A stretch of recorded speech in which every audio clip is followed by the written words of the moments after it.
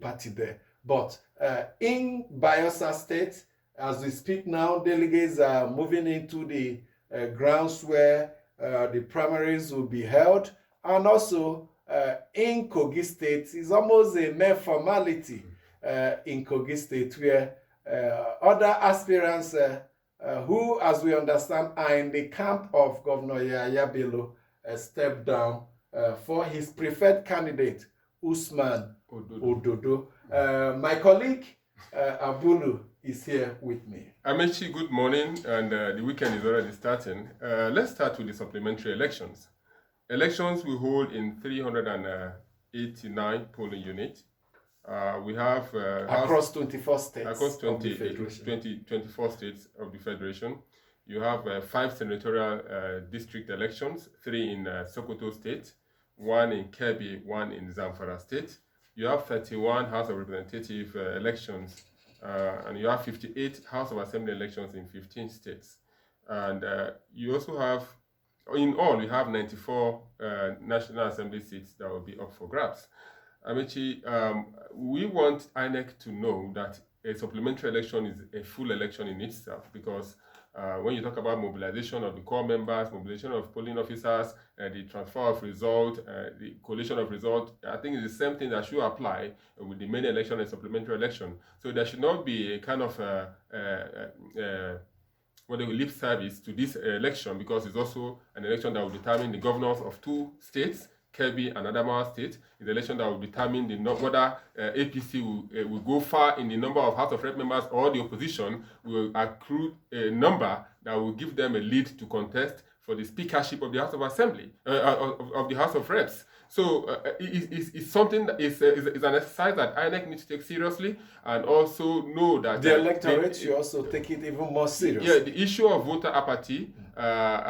You know that the elections in Kogi, Imo, and Bayelsa has overshadowed most of this, the supplementary election in these states. But we know that Nigerians are out to elect their leaders, and we know that they are out to, Amechi, in the 2 states of governorship, the Labour Party is not there.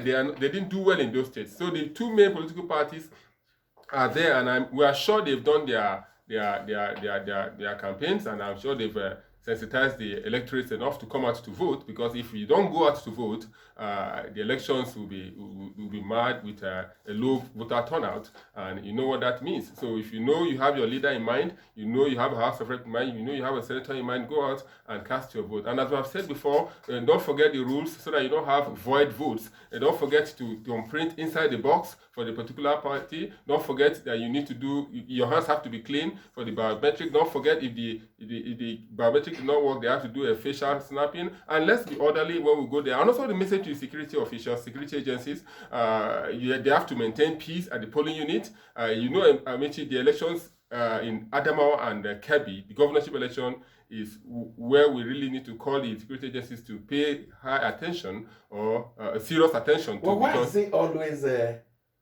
not Sokoto, not Kebbi and Adamawa? I mean to say, Kebbi and Adamawa, they need to pay serious. Even the Sokoto itself, 3 senatorial district elections are going to take place. I recall the last election, general election in Sokoto, was inconclusive too. Yes. And why do we have this inconclusive election forcing a supplementary election? There are some places where voting was supposed to take place originally on the scheduled day of the election, but there are a number of factors that prevented voting. Materials arriving late there, and some ballot box wrongly printed, or some places where elections were cancelled due to overvoting and others. And when you put the number of not just registered voters, but those a number of the electorate who have collected their PVCs within those constituencies, if you put them together and take a look at the margin of lead between the first candidate and second. If the difference between them is less than the number of PVC collected in those areas, then INEC is compelled by law to organize this supplementary election. And that's why we're having many of them across the country. So it's a battle. It's up for grabs for those that have been working. Campaign stopped 12 midnight last night, and as we have said, they have a way of continuing their sensitization on their campaign, and they should reach out and let people come out to cast their vote, and let general election, let the exercise come to a conclusion, as it were, so that we know that we are facing the 3 states of the off-season election. And Amechi, the 3 states, very interesting development, as your friend Teve will say, very interesting development in Kogi. Last night, we didn't sleep, waiting and watching 7, including the deputy What governor. were you watching? You're waiting for Governor Yahaya Bello to point his fingers at his preferred candidate. He has done that. And it happened yesterday. The Attorney General is his preferred candidate, Usman Ododo. No, former Auditor General of local governments. You know that AGF does. So Usman Dodo, who is an Ibira, he's his preferred candidate. He's from Kogi Central. And Amechi, I must tell you. And he saw 7 other aspirants step down, including the deputy governor, making it 8. Deputy Governor Edward Onoja, who is from Kogi East. Amechi, I must tell you. That's the Igala area. Yeah, the primaries are going on today, but some persons are telling you that results are going to be written. But the Kogi No, it's mere formality. Yeah, the Kogi East. The big ones have stepped down. The Kogi Except those one or few that are not in the governor's camp that didn't step down. 2 persons insist on going into that 3 final. And they could spring surprises. 3 aspirants from Kogi Central didn't step down. Professor Stephen Ocheni didn't step down, former Minister of State for Labour, and Mohammed Audu, the son of Abubakar Audu, didn't step down. And one other candidate, that candidate who was tipped by Kogi East people to be their candidate, has been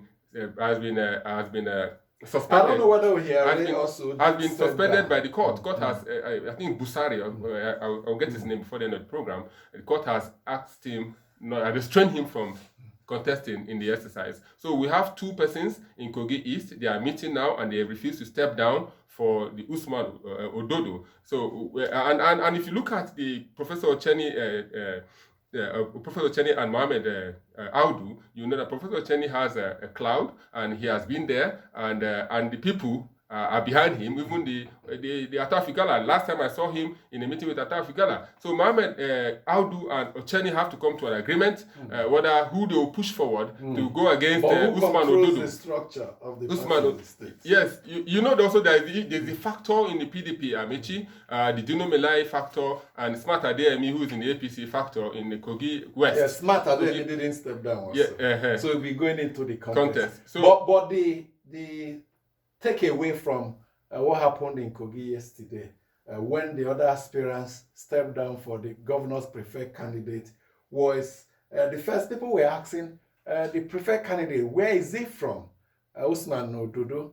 He happens to be from the same local government, from the same Kogi Central District. Kogi Central Senatorial District. In fact, some people say the distance between his ancestral home and that of Governor Yahaya Bello is less than 1 kilometer.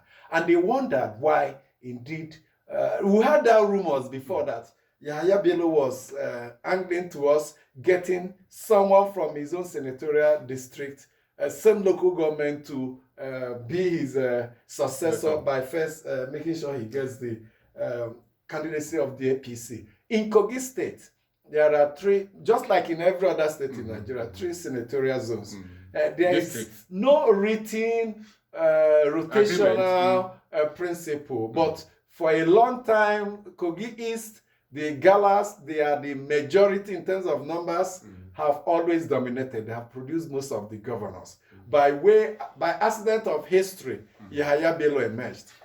He came in place of Abubakar Audu, who was almost winning the election. He lost it, and Yahaya Bello, who came second in the primary, and now had to go through the supplementary election and win. So a lot of people were saying, perhaps after Kogi Central, it will either go to Kogi West, which has never tested it, where you have the likes of Dino Melai, PDP, Smart Adeyemi in APC, that they may, based on principle of zoning, equity, and fairness, say, let's choose from there.